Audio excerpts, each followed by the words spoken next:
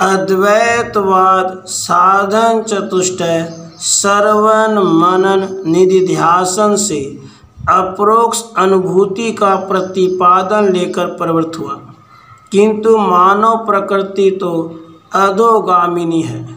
आचार से ज्ञान की श्रेष्ठता के प्रतिपादन ने केवल बौद्धिक ज्ञान को महत्व दे दिया। आचार छूट गया। इंद्रियों के विषयों का सेवन तो व्यवहार माना जाने लगा और बुद्धि को महत्ता मिल गई।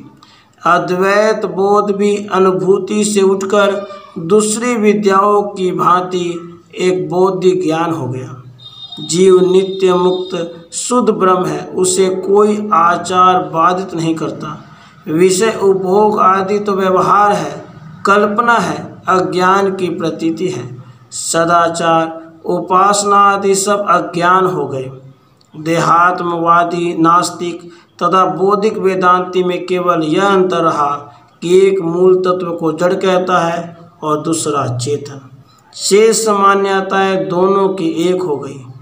कलौ वेदांतिनः सर्वे, शास्त्र ऐसे ही वेदांत को कली का धर्म बतलाता है। आज वह प्रत्यक्ष है। व्यवहार एवं व्यवहारिक सुख जब तक अपेक्षित है तब तक उनकी प्रतीति है, तब तक जिसकी कल्पना ने उसका सर्जन किया है हम उसके अधिकार क्षेत्र में हैं। यदि ये भोग हमारी कल्पना होते तो हमें उनको पाने का प्रयत्न न करना पड़ता। हम कल्पना से उनकी सृष्टि कर लेते।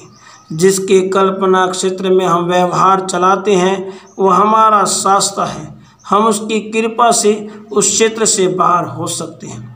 उसके क्षेत्र में रहकर उसके नियमों को भंग करने पर दंड मिलेगा ही। इस सत्य एवं आचार की प्रतिष्ठा के लिए महाप्रभु रामानुजाचार्य ने विशिष्टाद्वैत मत का प्रवर्तन किया। चित्त अचित विशिष्ट समग्र तत्व ही ब्रह्म है। ब्रह्म के चेतन अंश से चित्त और अचित से जड़ हुई है।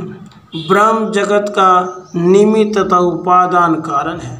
जीव ब्रह्म का ही अंश है। भगवान नारायण ही इस समस्त जड़ चेतन सत्ता के स्वामी हैं। वे निखिल गुण गणेक धाम नित्य वैकुंठ विहारी हैं।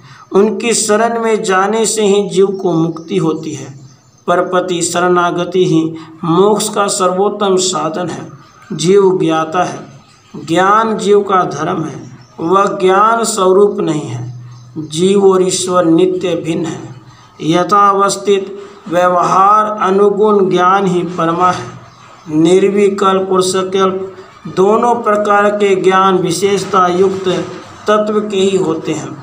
जिसमें कोई विशेषता न हो उसका ज्ञान नहीं होता। आत्मा मन इंद्रिय तथा विषय संयोग ये ज्ञान के हेतु है। जो कर्म संबंधी ज्ञान से संपन्न है वही ब्रह्म जिज्ञासा का अधिकारी है। ब्रह्म सगुण एवं सविशेष है क्योंकि उसका ज्ञान होता है। वह श्रुति का मत है। जगत ब्रह्म का परिणाम है। उपासना से अज्ञान की निवृत्ति ही जीव का प्रयोजन है। ब्रह्म श्री नारायण अपनी योग माया शक्ति से समन्वित रहकर कर्म फलदाता सर्वनियंता सर्वांतर्यामी ईश्वर से जगत की उत्पत्ति स्थिति संहार के कारण है। पर व्यूह विभव अंतर्यामी और अर्चा इन विग्रहों में जीव को उनकी उपलब्धि होती है। उन श्री नारायण के अवतार कर्म के कारण नहीं होते। वे स्वेच्छा से अवतार धारण करते हैं। उनमें विकार नहीं होता। जीव चेतन अनुरूप तथा ब्रह्म का शरीर है। जीव और ब्रह्म में स्वगत भेद है। जीव और ब्रह्म दोनों चेतन स्वयं प्रकाश ज्ञानाश्रय नित्य देह आदि से भिन्न है। जीव कर्ता भोक्ता ब्रह्म का शरीर तथा दास है। जीव की ब्रह्म से कभी अभिन्नता नहीं होती। अप्राकृत चिन्मय शरीर से वैकुंठ धाम में निवास की प्राप्ति ही मुक्ति है। यह मुक्ति ब्रह्म की कृपा से उनकी प्रपत्ति द्वारा ही प्राप्त होती है। विशिष्टाद्वैत मत शरणागति परपति का मार्ग है।